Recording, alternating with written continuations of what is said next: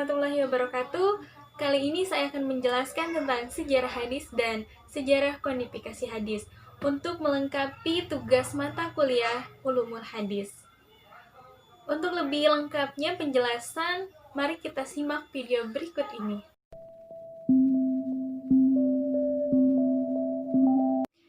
Evolusi konsep sunnah dan hadis adalah perubahan secara berangsur-angsur atau bertingkat, di mana suatu perubahan menjadi bentuk lain yang biasanya menjadi lebih kompleks atau rumit, ataupun berubah menjadi bentuk yang lebih baik.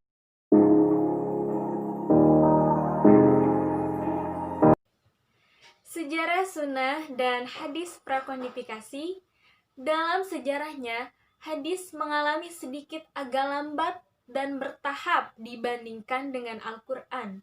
Perkembangan dan pengkodifikasian hadis dibagi menjadi 5 masa pada saat itu. Yang pertama pada masa Nabi Muhammad SAW, pada masa para sahabat, pada masa tabi'in, pada masa tabi'it at-tabi'it, dan sesudah pada masa para tabi'it tabi'in. Masa Nabi. Pada masa Nabi ada prakontak seputar penulisan hadis. Pada masa Rasulullah SAW, hadis-hadis yang disampaikan kepada para sahabat kebanyakan dihafalkan. Para sahabat menyampaikan sesuatu yang ditanggapi dengan panca inderanya dari Nabi, dengan berita dan lisan. Pendirian ini ditegaskan oleh hadis riwayat Muslim dan Ahmad yang bunyinya, "Janganlah kalian tulis sesuatu dariku selain Al-Quran. Barang siapa yang telah menulisnya sesuatu dariku, hendaklah ia menghapusnya." Hadis riwayat Muslim dan Ahmad. Namun di sisi lain, banyak hadis-hadis yang menunjukkan kebolehannya dituliskan. Hadis pada masa Rasulullah tersebut. Dari Abdullah bin Umar berkata, "Aku telah menulis apa yang telah aku dengar dari Rasulullah SAW untuk aku hafalkan. Namun orang-orang Quraisy melarangku." Dibuktikan, adapun penjelasan secara berikut. Adanya larangan penulisan hadis terjadi pada awal-awal Islam untuk memelihara hadis tidak tercampur dengan Al-Quran. Larangan menulis hadis ini bersifat umum, sedang perizinan menulisnya bersifat khusus bagi orang yang mempunyai keahlian menulis, sehingga terjadi kekeliruan menulisnya dengan tidak dikhawatirkan akan salah seperti sahabat yang bernama Abdullah bin Umar Ash. Selanjutnya, larangan menulis hadis ditunjukkan kepada orang-orang yang lebih menghafalkannya, lebih kuat menghafalkannya. Sedangkan perizinan menulis ditunjukkan dengan orang yang kuat menghafalkannya, seperti sahabat yang bernama Abu Syah. Metode Nabi dalam menyampaikan sunnah maupun hadis. Rasulullah SAW menyampaikan hadis atau sunnah seperti di dalam masjid, di tempat rumahnya sendiri, ketika safar atau dalam perjalanan, dan ketika mukmin berada di rumahnya.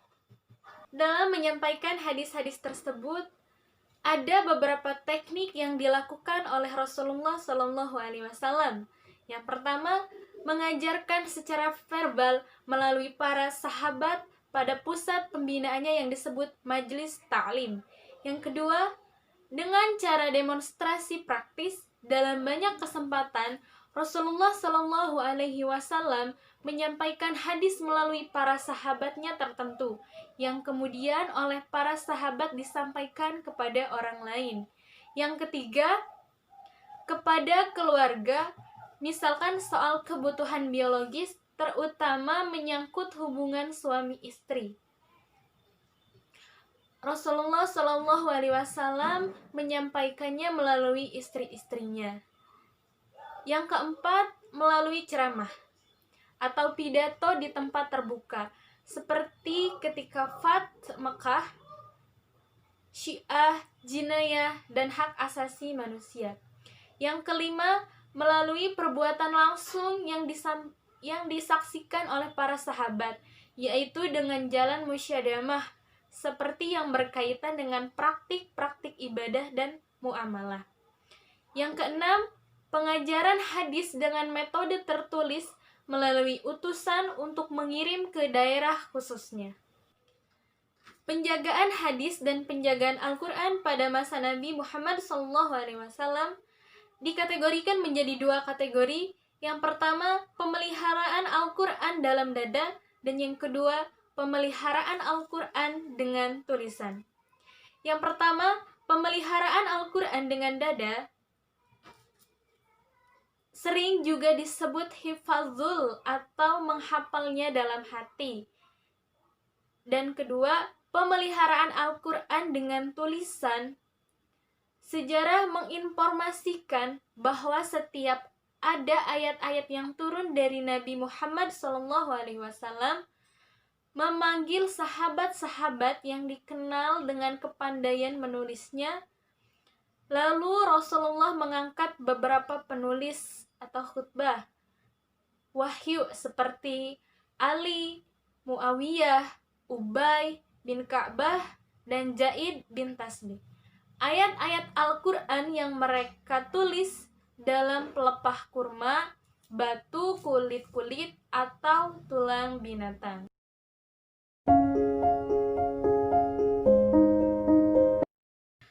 Masa sahabat. Kebutuhan sahabat terhadap hadis dan cara sahabat meriwayatkan hadis. Nabi Muhammad SAW wafat pada tahun 11 Hijriah.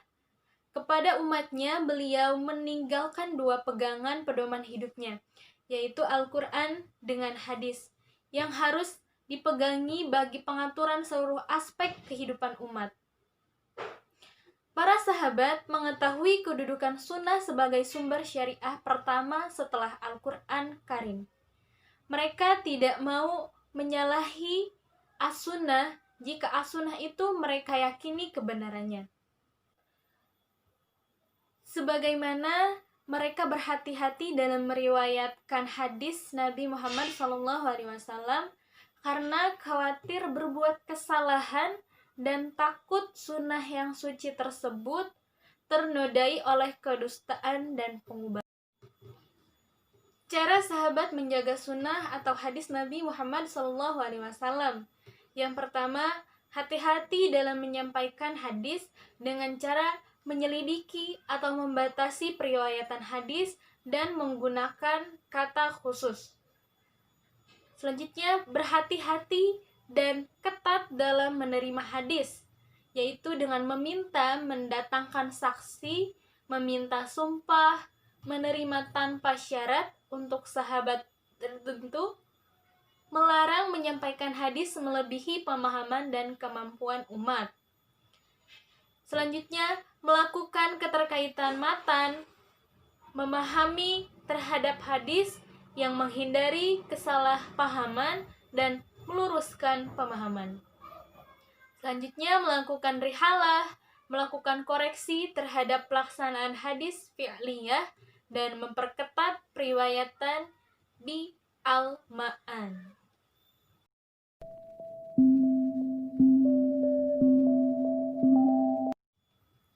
Sejarah sunnah dan hadis era kodifikasi.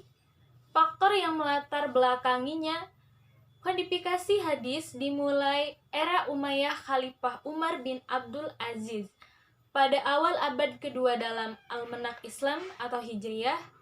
Kodifikasi adalah implementasi untuk merespon kebutuhan yang sangat mendesak terhadap hadis untuk dikumpulkan, dan takut hilangnya hadis karena perginya atau wafatnya sahabat secara alami.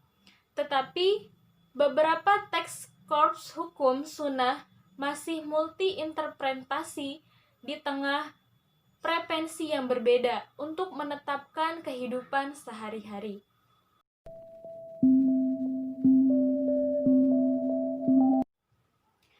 Kodifikasi hadis Umar bin Abdul Aziz. Setelah agama Islam tersiar dengan luas sampai keluar Jazirah Arab, masalah yang timbul di masyarakat menjadi kompleks, sehingga memerlukan petunjuk dan hadis Rasul di samping Al-Quran. Para sahabat Nabi sudah tidak menetap satu tempat. Mereka mulai berpencar di beberapa wilayah. Bahkan tidak sedikit jumlahnya para sahabat Nabi menghafal hadis yang telah meninggal dunia, baik meninggal gugur dalam peperangan maupun usia yang telah tua. Adapun motif Umar bin Abdul Aziz untuk mengkodifikasikan hadis, yang pertama, atas kemampuan beliau yang sangat kuat untuk tidak membiarkan hadis seperti yang sudah-sudah. Yang kedua, kemampuan untuk membersihkan dan memelihara hadis dari hadis-hadis maudhu yang dibuat oleh orang-orang untuk mempertahankan ideologi golongan dan mempertahankan mazhabnya yang mulai tersiar sejak awal berdirinya Khalifah Ali bin Abi Thalib. Alasan tidak terkodifikasi hadis pada masa Rasulullah SAW dan Al-Khulaifah Ar-Rasyidi karena adanya kekhawatiran bercampur dengan Al-Quran yang telah hilang sejak disebabkan Al-Quran telah dikodifikasi dalam satu mushaf dan telah merata di seluruh pelosok. Selanjutnya, Al-Khutbah Al-Syid.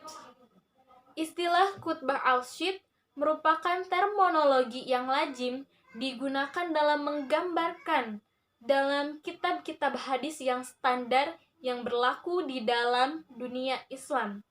Pada abad kedua, istilah ini sudah sangat dikenal masa dinasti Abbasiyah Khalifah Harun al-Rasyidi ketika Qadil al-Kubar Hasan al-Syabi'in.